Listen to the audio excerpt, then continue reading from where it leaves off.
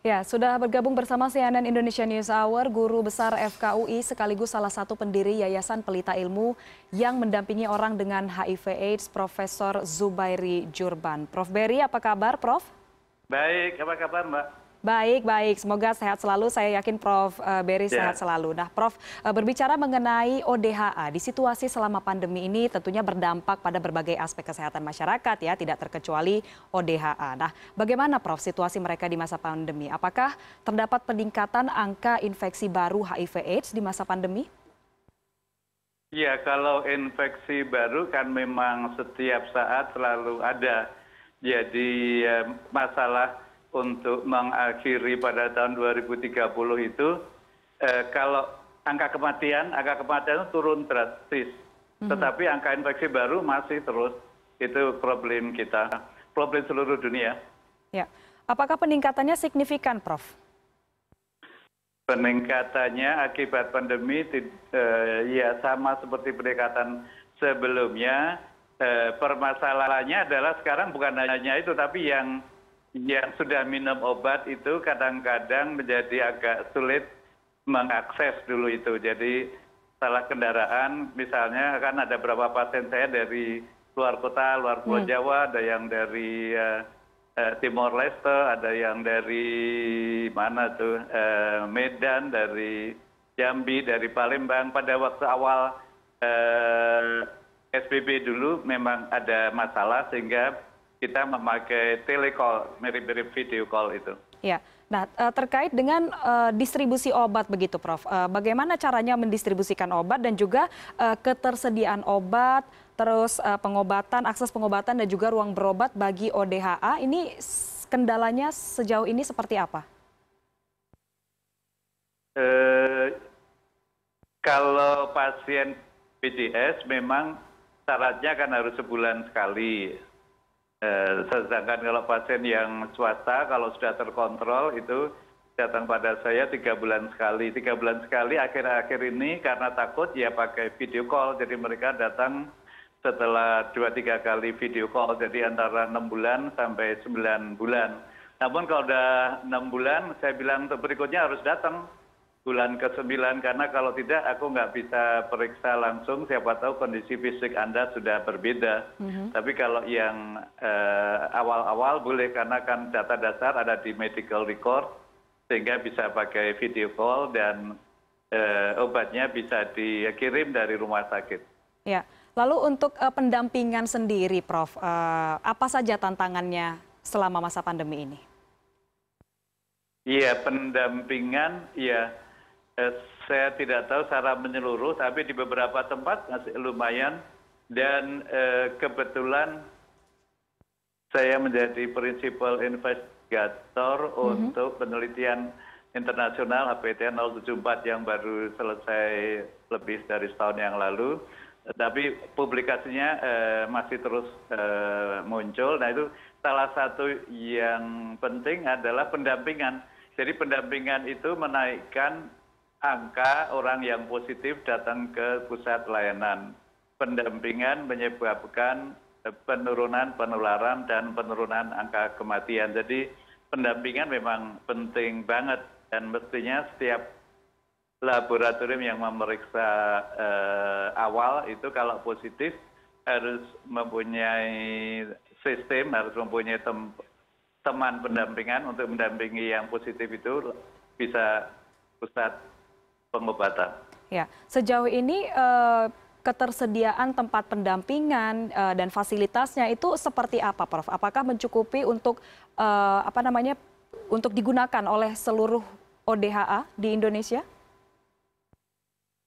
Masih nyatanya di kita masih berat karena dari hasil penelitian tersebut, misalnya pada pengguna narkotik kita itu yang resisten terhadap antiretroviral tidak mempan lagi itu 24% lebih. Bandingkan dengan Vietnam hanya 13%-an.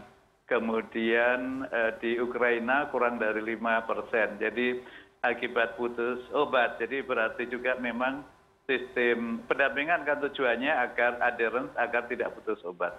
Jadi ada masalah di sana. yang saya kira harus dipahami banget oleh setiap rumah sakit ataupun pusat yang menyediakan obat antiretroviral. Jadi memang pendampingan amat sangat penting. Ya. Nah, salah satu obat nih, Dok, atau terapi yang digunakan untuk penderita HIV/AIDS ini adalah yang Prof sebutkan tadi adalah ARV begitu. Nah, sebenarnya apa fungsi dari ARV ini dan seberapa efektif bagi ODAHA? Oh, amat sangat efektif. Jadi kebetulan pasien saya yang swasta cukup banyak sehingga di awal-awal 3 bulan saya periksa itu rata-rata 3 bulan sudah tidak terdeteksi, artinya sudah sedikit banget kurang dari 30 jumlah virusnya per cc. Kalau yang paling lambat 6 bulan yang minum obat itu sudah tidak terdeteksi, artinya tidak lagi menular, tidak lagi sakit, tidak lagi bikin meninggal. Oke, berarti apakah ARV ini bisa dikategorikan atau disebut sebagai obat untuk HIV/AIDS, Prof? Oh iya, obat banget dan gratis lagi. Oke, nah kalau untuk di masa pandemi ini, Prof, bagaimana kemudian cara melakukan pengobatan dan juga bagaimana dengan dampak pandemi yang dirasakan bagi ODHA di masa pandemi ini?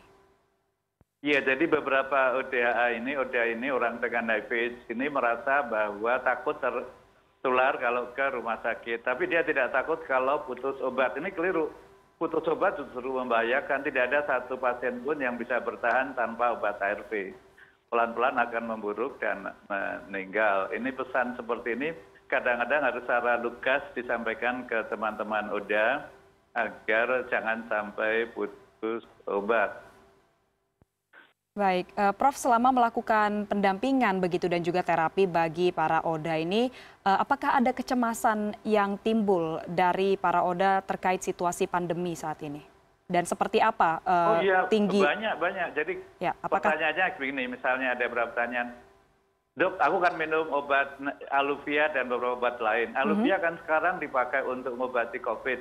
Nanti takutnya Aluvia habis dong, saya nggak kebagian.